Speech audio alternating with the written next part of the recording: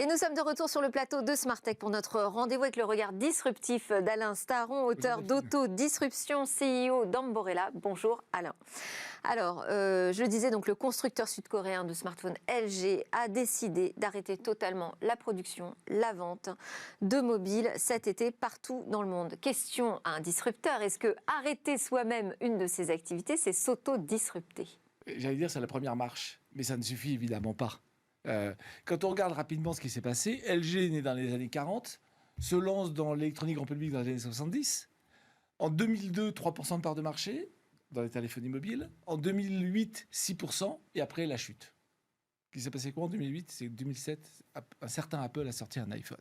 Et donc, ils se sont lancés dans le smartphone avec 3 ans de retard et ils n'ont pas réussi à combler le trou. Ils ont quand même lancé un super truc au CES, là, le téléphone Wing. Qui se tourne dans qu'on ne verra pas, donc. Et on peut l'acheter, mais c'est fini. Et en fait, ça n'a pas suffi. Ça n'a pas visiblement convaincu les utilisateurs, non plus les repreneurs. LG avait mis en vente au mois de janvier sa filiale mobile, et puis il n'a pas réussi. Alors, qu'est-ce qu'il leur manque à LG ? Qu'est-ce qu'il leur a manqué pour s'attaquer à un Samsung, quand même nationalité, sud-coréen également, et à Apple ? C'est une question très difficile. Derrière, il y a deux motos, l'innovation et le marketing. Et en fait, on peut être très fort en innovation, très fort en marketing, mais ne pas comprendre le fond du marché et donc de ses clients. Ce qu'Apple a très bien compris, ce que Nokia n'avait pas compris par arrogance, en disant jamais Apple n'y arrivera, un téléphone, c'est un téléphone. LG est beaucoup plus souple, beaucoup plus agile, mais ça n'a pas suffi. Aujourd'hui, quand même, dans la téléphonie, il reste Apple, Samsung et 3 Chinois. Les jeux sont quand même très, très difficiles. Alors, donc on voit c'est un marché compliqué, tellement compliqué, donc LG décide de l'abandonner. On dit que c'est pour se recentrer sur d'autres activités. Où est-ce qu'il a intérêt de porter son investissement aujourd'hui ? Voilà, pour répondre à votre première question, la deuxième marche de l'autodisruption, c'est où je vais. Ouais. Où je vais pour disrupter les autres marchés. Alors, on peut faire très simple, on va regarder dans l'ordre les marchés où LG est fort. D'accord. Le premier, c'est la télé. Ils sont numéro 2 mondial, 16% de part de marché, derrière Samsung 20 et devant Sony 7. Bien. En télé, vous savez bien, ce qu'on regarde d'abord, c'est la dalle. Leader mondial de l'OLED, l'écran très très lumineux, tout ça, donc ça va très bien. Et puis, c'est un écran qui peut en plus être souple, donc ils font des télés enroulables, qui peut même être semi-transparent. Ils font des télés semi-transparentes, on en avait parlé ensemble après le CES. Est-ce que ça va être une disruption mystère ? Donc ça, on ne sait pas, mais l'OLED, écran souple, a plein d'autres débouchés. Ils ont voulu en faire des téléphones. Bon. C'est ce que j'allais dire, ça aurait pu fonctionner sur des téléphones. Mais non, ils n'ont pas réussi. Et en revanche, ils sont leaders mondiaux de la production de ces écrans pour l'automobile. Là, c'est donc un sujet. Et quand on regarde bien, LG vient de lancer une co-entreprise avec Nextdorf pour faire des cockpits. Et à nouveau, on en avait parlé au mois de janvier. Une automobile, si c'est des roues faciles à faire, un moteur facile à faire, d'ailleurs, LG lance une autre entreprise avec Magna pour faire des moteurs. Finalement, et qu'elle est autonome, finalement, on est dans son automobile comme dans son salon. Eh bien, c'est donc l'électronique grand public qui peut gagner. Et donc, il se lance dans le cockpit. Au CES, on voyait quand même le cockpit de Samsung.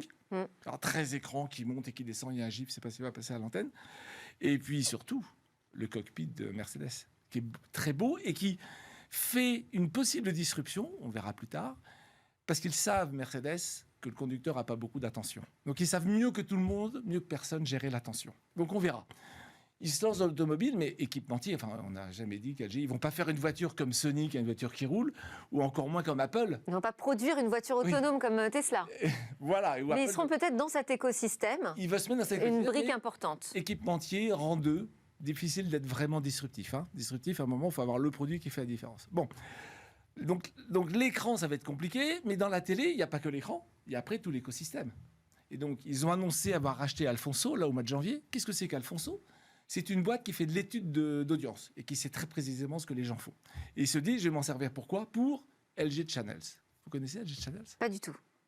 C'est un J'imagine, vu le nom. C'est un service de streaming. Et là, autre problème, comment vous voulez disrupter le streaming quand Netflix est lancé en 1997 et en 2007 avec le streaming, que Netflix a fait le boulot extraordinaire de la technique, qu'un Disney+, n'arrive pas bien à faire. Si vous avez Disney+, ça lag un peu. Si vous avez Prime, ça lag un peu. Si vous avez Apple+, ça lag un peu. Pardon, je ne fais pas de publicité. Netflix, ça marche très très bien.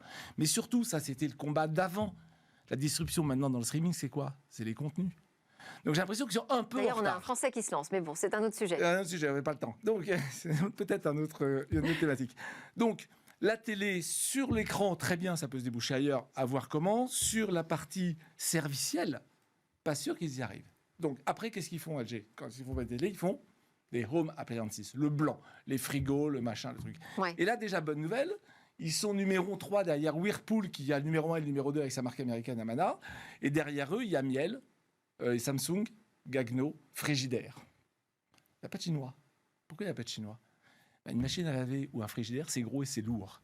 Donc le coût du transport dépasse l'économie qu'on fait en ayant construire ces produits dans des usines vietnamiennes ou chinoises. Donc c'est déjà une bonne nouvelle. Sauf que c'est des produits qui ont 100 ans. Comment vous allez disrupter un produit qui a 100 ans? Donc il y a 4 ans, ils ont lancé un truc qui s'appelle ThinQ, de l'intelligence artificielle dans les objets connectés. À quoi ça servait il y a 4 ans? À contrôler votre lessive quand vous êtes sur le plateau. Vous voyez contrôler votre lessive quand vous êtes sur le plateau. Bon. Donc là, ils vont un cran plus loin en disant, en plus, ça vous permet de dire si votre machine marche bien, et si elle ne marche pas bien, vous faites de la maintenance prédictive et on vous dit quoi faire. Et on ne sait pas du tout où ça va aller. Aujourd'hui, c'est très très loin de se dire on va disrupter le marché de la cuisine, de la maison, même si c'est leur motto. Avec ThinQ, vous ne vivrez plus comme avant. C'est smart living. C'est fort quand même. Ouais. Et donc, qu'est-ce qui reste? Eh ben, ce sera votre dernier mot. Qu'est-ce qui reste? Les objets connectés. Les robots. Les robots, l'intelligence artificielle. Les robots, donc ils ont une gamme de robots qui sont juste une plateforme autonome qui peut porter 15 kilos. Ils la mettent dans les hôtels, dans les aéroports, dans les hôpitaux, en attendant de les mettre un jour chez vous. Eh ben, Si je vais retenir juste un truc. oui, alors juste un. Oui. Le mobile, c'était l'objet à travers lequel les hommes et les femmes se connectaient entre eux. Ils arrêtent ça, pourquoi? Parce qu'ils pensent que l'avenir, c'est les objets qui se connectent entre eux. À suivre. Merci beaucoup Alain Staron, disrupteur opérationnel, auteur d'autodisruption, CEO d'Amborella, pour cette analyse sur l'arrêt des smartphones chez LG. Et merci à tous de nous